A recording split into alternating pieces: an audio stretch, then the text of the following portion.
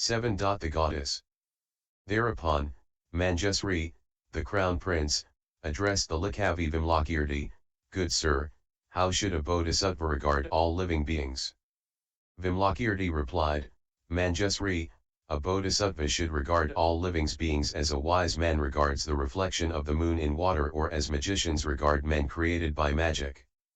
He should regard them as being like a face in a mirror, like the water of a mirage, like the sound of an echo, like a mass of clouds in the sky, like the previous moment of a ball of foam, like the appearance and disappearance of a bubble of water, like the core of a plantain tree, like a flash of lightning, like the fifth great element, like the seventh sense medium, like the appearance of matter in an immaterial realm, like a sprout from a rotten seed, like a tortoise hair coat, like the fun of games for one who wishes to die, like the egoistic views of a stream winner, like a third rebirth of a once returner, like the descent of a non-returner into a womb, like the existence of desire, hatred, and folly in a saint, like thoughts of avarice, immorality, wickedness, and hostility in a bodhisattva who has attained tolerance, like the instincts of passions in a tathagata, like the perception of color in one blind from birth, like the inhalation and exhalation of an ascetic absorbed in the meditation of cessation,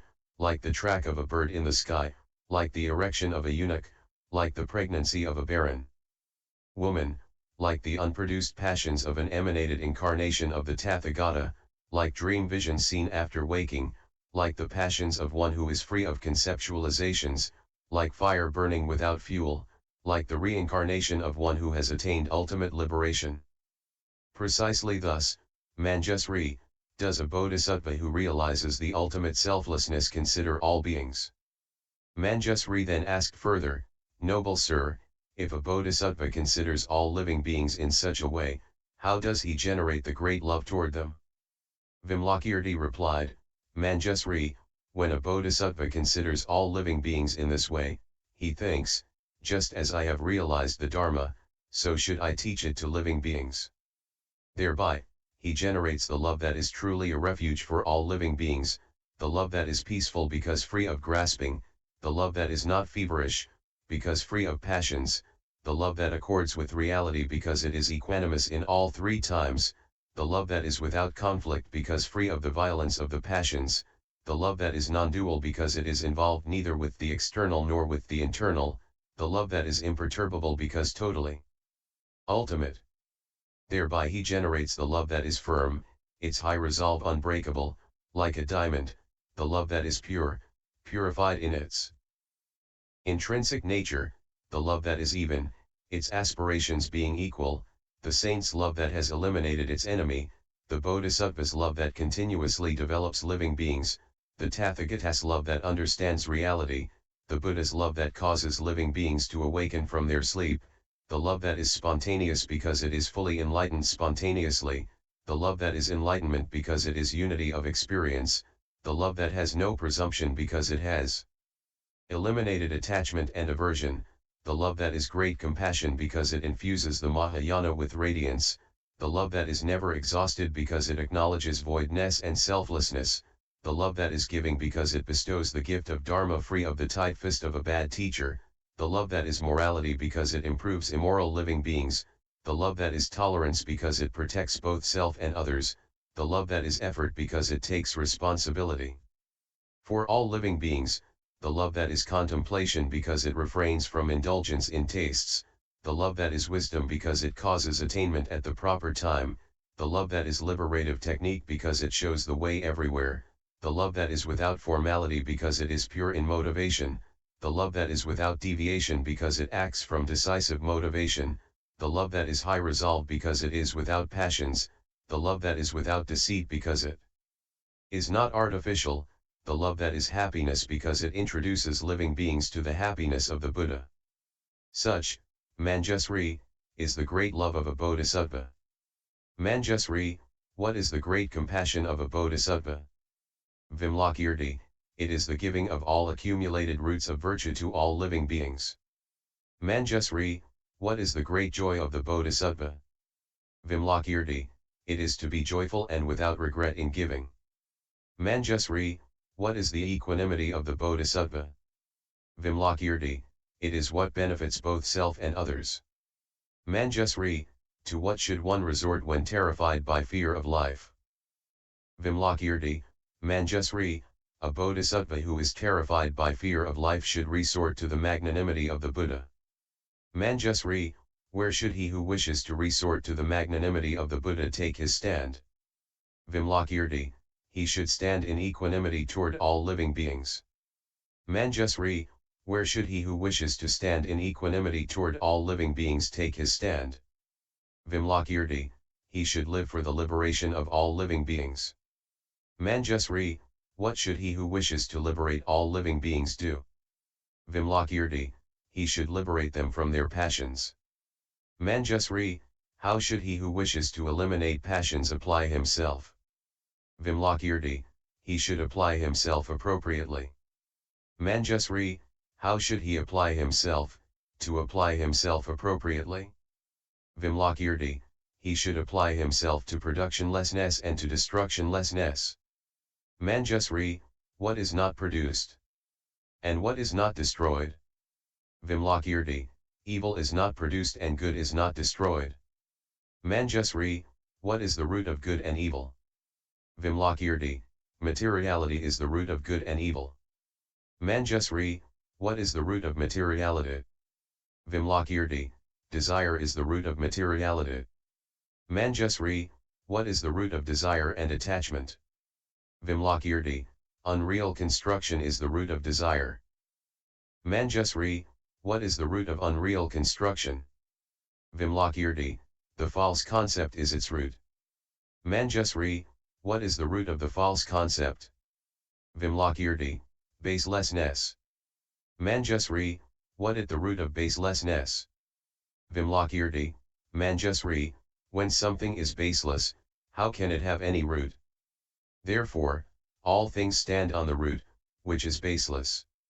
Thereupon, a certain goddess who lived in that house, having heard this teaching of the Dharma of the great heroic bodhisattvas, and being delighted, pleased, and overjoyed, manifested herself in a material body and showered the great spiritual heroes, the bodhisattvas, and the great disciples with heavenly flowers. When the flowers fell on the bodies of the bodhisattvas, they fell off on the floor, but when they fell on the bodies of the great disciples, they stuck to them and did not fall.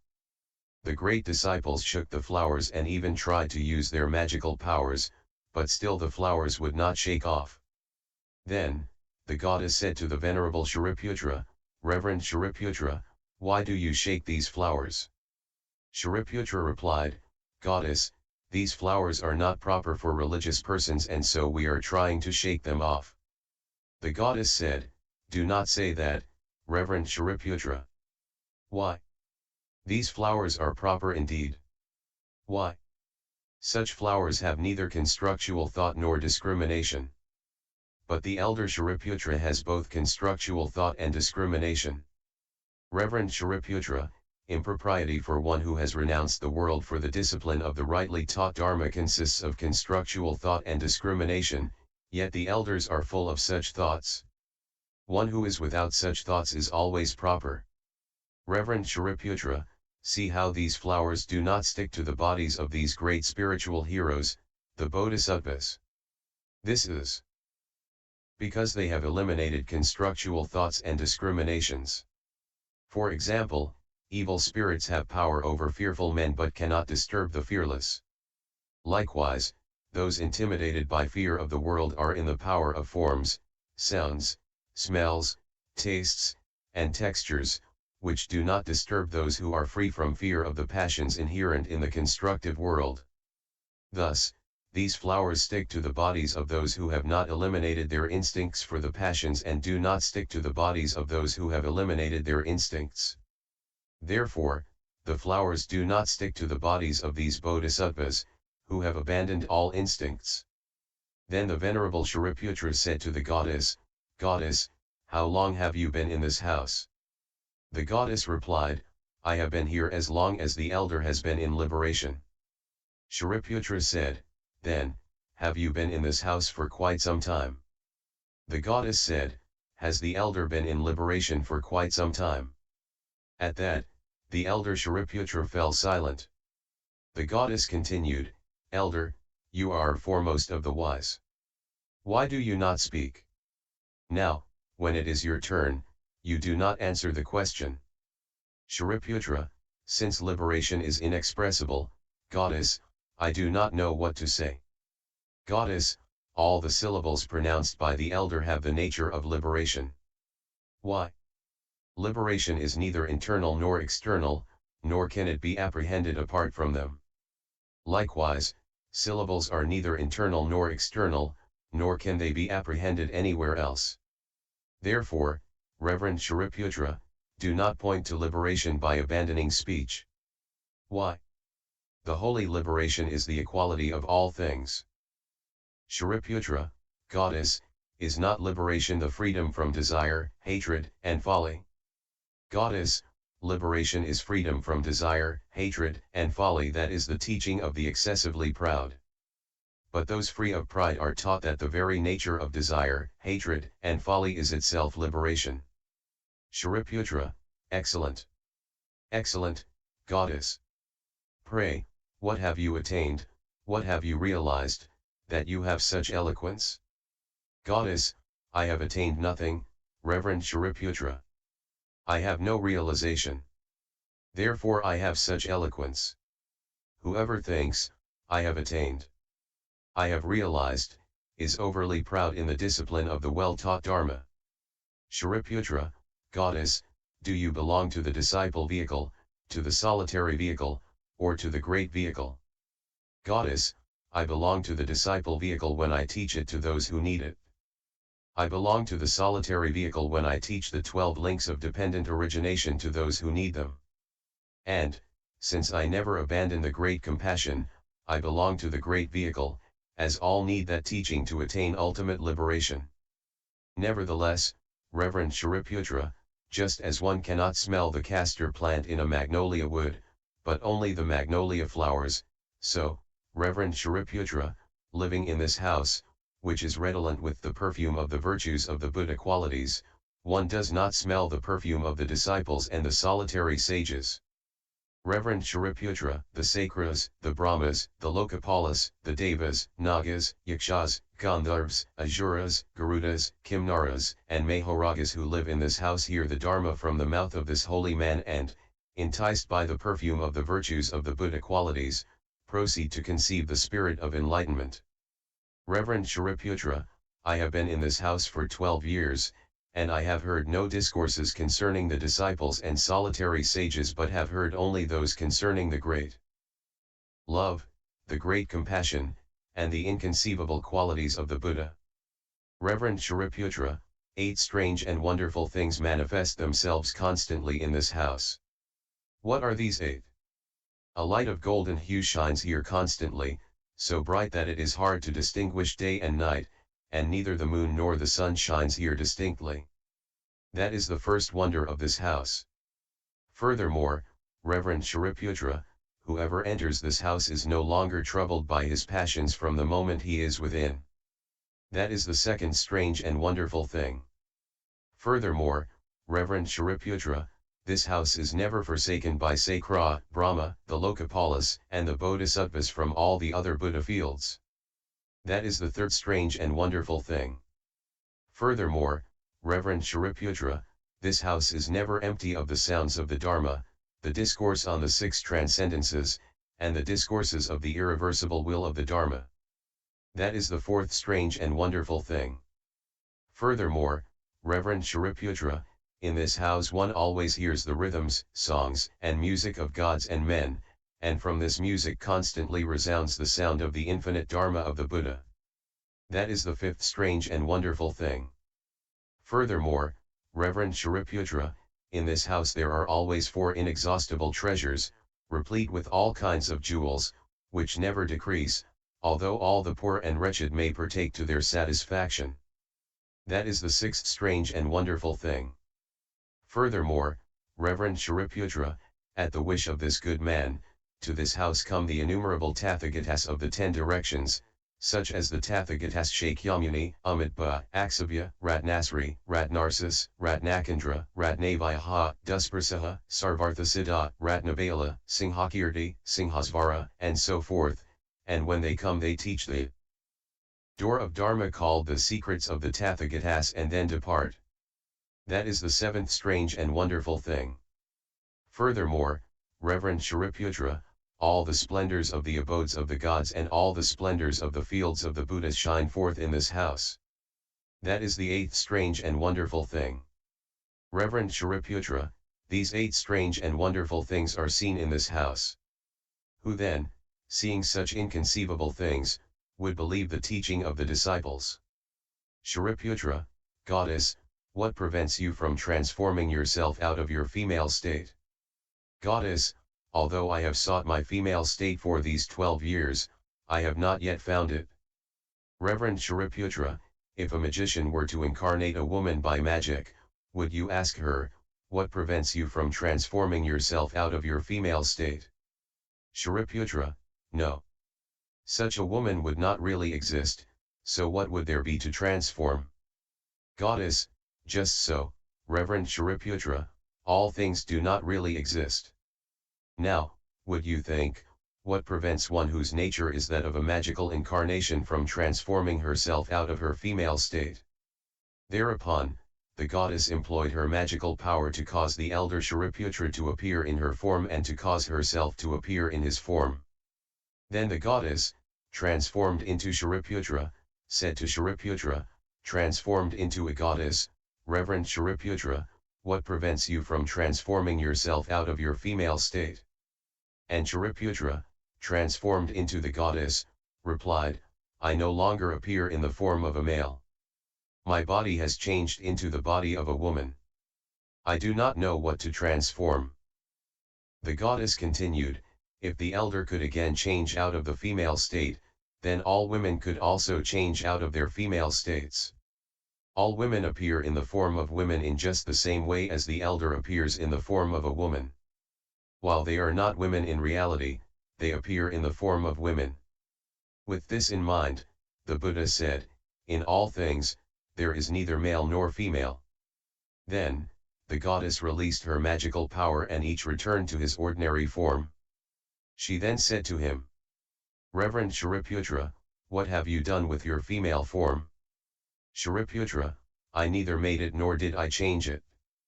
Goddess, just so, all things are neither made nor changed, and that they are not made and not changed, that is the teaching of the Buddha.